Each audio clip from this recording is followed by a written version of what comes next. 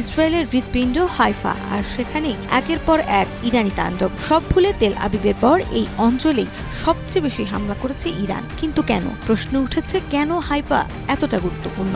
ইসরায়েলকে পঙ্গু করতেই কি ইরান এই শহরকে টার্গেট করেছে?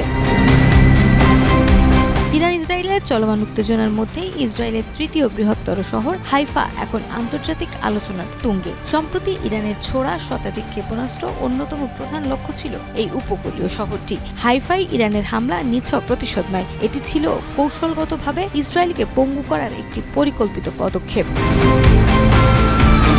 আন্তর্জাতিক গণমাধ্যমের মতে হাইফায় অবস্থিত রয়েছে ইরানের একটি গুরুত্বপূর্ণ নৌঘাঁটি, পাশাপাশি এটি ইসরায়েলের প্রধান গভীর সমুদ্র বন্দরও। ইসরায়েল সামুদ্রিক বাণিজ্যের প্রায় অর্ধেক হাইফা বন্দর দিয়ে পরিচালিত হয়, ফলে এই শহরে আঘাত মানেই ইসরায়েলের অর্থনীতিতে বড় ধাক্কা। এদিকে হাইফায় অবস্থিত ইসরায়েলের সবচেয়ে বড় তেল শোধনাগার, যা ইতিমধ্যে মাটিতে মিশিয়ে দিয়েছে ইরান। এছাড়াও রয়েছে বহু সামরিক কারখানা ও গ্যাস অবকাঠামো, যা জ্বালানি নিরাপত্তা ও শিল্প কার্যক্রমের জন্য অত্যন্ত গুরুত্বপূর্ণ।